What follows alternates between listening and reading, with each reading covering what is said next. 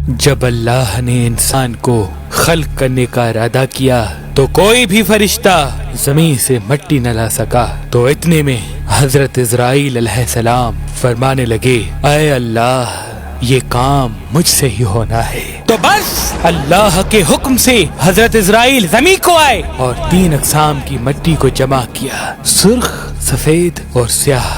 پھر اس مٹی کو مکہ اور طائف کے درمیان رکھا گیا اور مسلسل باران رحمت برستی رہی۔ پھر اللہ نے اس مٹی کو عرش پہ بلایا اور حضرت آدم علیہ السلام کا پتلا تیار کر دیا اور 40 سال تک وہ جنت میں رکھا گیا۔ ہر فرشتہ اس مجسمے کو دیکھتا کہ یہ مٹی کا بنا ہوا پتلا کیسے چلے گا، کیسے بات کرے گا، کیسے زندہ ہوگا۔ 40 سال تک اللہ نے اس نشانی کو قائم رکھا اور پھر ایک دن جنت کے تمام فرشتوں کو حکم دیا کہ آج میں اپنی اس میں روح ڈالوں گا، اور جب ایسا ہو تو تمام فرشتے اس آدم کو سجدہ کر دینا۔ سب فرشتے حیرت سے پتلے کو دیکھ ہی رہے تھے۔ اتنے میں اللہ نے اس مٹی کے مجسمے میں اپنی روح ڈالی تو آدم علیہ السلام نے چھینک لی اور تمام فرشتے سجدے میں گر کے اللہ کی تعریف کرنے لگے سوائے ابلیس کے، اور وہ تکبر اور حسد کر بیٹھا۔ اللہ نے اسے اپنی دربار سے نکال دیا۔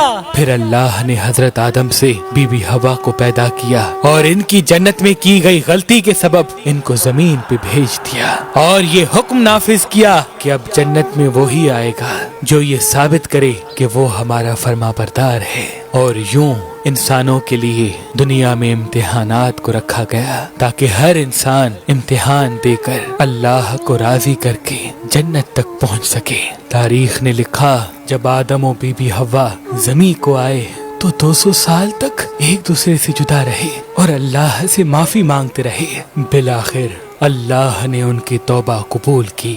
حضرت جبریل علیہ السلام انہیں مکہ میں جبل عرفات پر چھوڑ آئے اور وہ ساتھ رہنے لگے، اور پھر اللہ نے حضرت آدم کو حکم دیا کہ وہ خانہ کعبہ تعمیر کریں، اور حضرت جبریل اور حضرت آدم نے مل کے ایک گھر کا نشان قائم کیا جس کو بعد میں تعمیر حضرت ابراہیم علیہ السلام نے کیا، اور جسے آج بھی اللہ کا گھر خانہ کعبہ کہتے ہیں۔ حضرت آدم علیہ السلام جب اپنی خطا کو لے کے پشیمان ہوتے تھے یا اللہ کی عبادت کرنا چاہتے تھے تو اس جگہ آ کے اللہ کا ذکر کر کے اللہ کو راضی کیا کرتے تھے۔ حضرت آدم علیہ السلام نے 960 برس کی زندگی پائی، جبکہ آدم علیہ السلام کی زندگی 1000 سال کی تھی، کیونکہ جب آدم علیہ السلام جنت میں تھے تو اللہ نے حضرت آدم علیہ السلام کو ان کی تمام اولاد جن جن کو نبوت ملنی تھی ان کی شخصیت اور ان کی عمر آدم علیہ السلام کے نزدیک واضح کر دی۔ آپ نے جب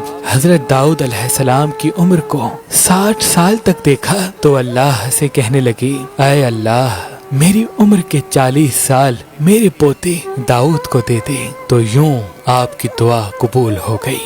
اللہ نے آدم علیہ السلام کو 2 فرزند عطا کیے، حابیل و قابیل، لیکن شیطان کے وسوسے، حسد اور نفرت نے جب قابیل کے ہاتھوں سے حابیل کو قتل کروا دیا تو حضرت آدم علیہ السلام اندر سے ٹوٹ گئے اور بار بار اللہ کی دربار میں دعا مانگنے لگے۔ تو ایک دن اللہ نے جبریل امین کو آدم علیہ السلام کے پاس بھیجا اور فرمایا، اے آدم اللہ تمہیں ایسا بیٹا دینے والا ہے جس کے نسب سے انبیاء و اولیاء زمین تک پہنچیں گے، اس کا نام شیس رکھنا۔ شیس کا مطلب ہے اللہ کا عطا کیا گیا تحفہ۔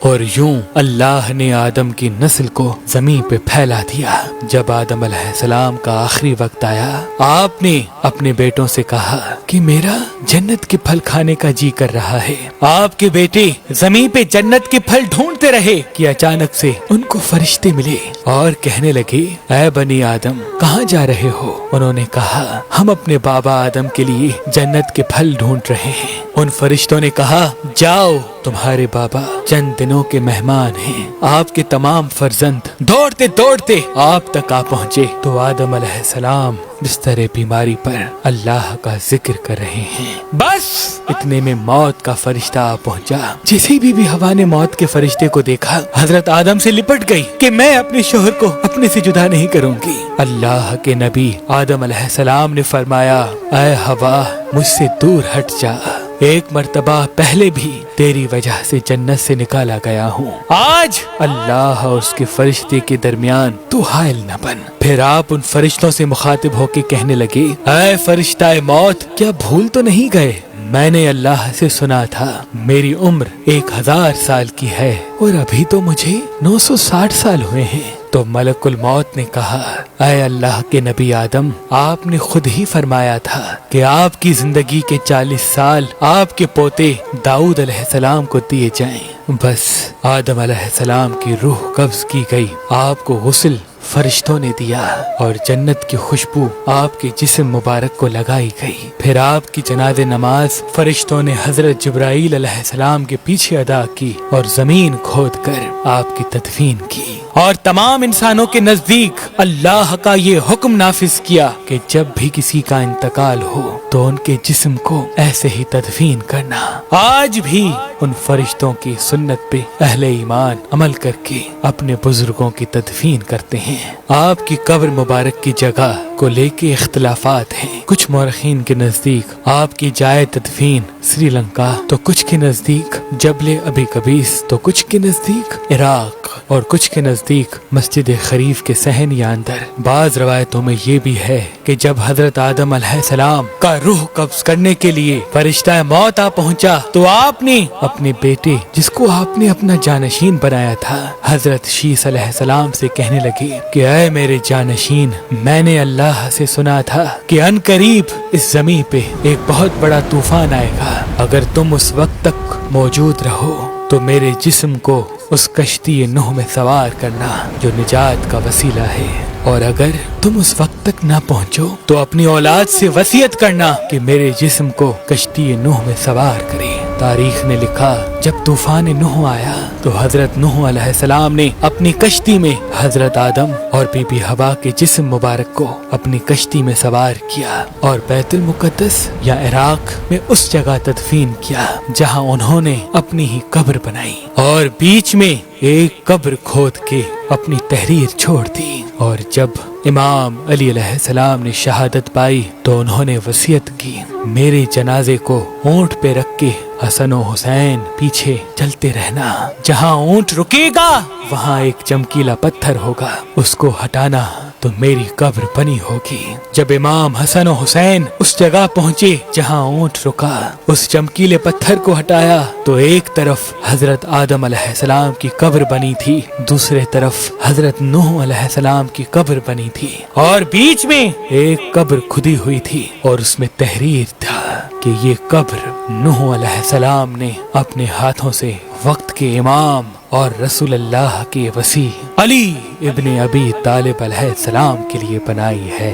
آج بھی ان مقدس مزارات کی زیارت کے لیے لاکھوں لوگ عراق آتے ہیں اور زیارت کر کے اپنا ایمان تازہ کرتے ہیں، اپنا ایمان تازہ کرتے ہیں، زیارت کر کے اپنا ایمان تازہ کرتے ہیں۔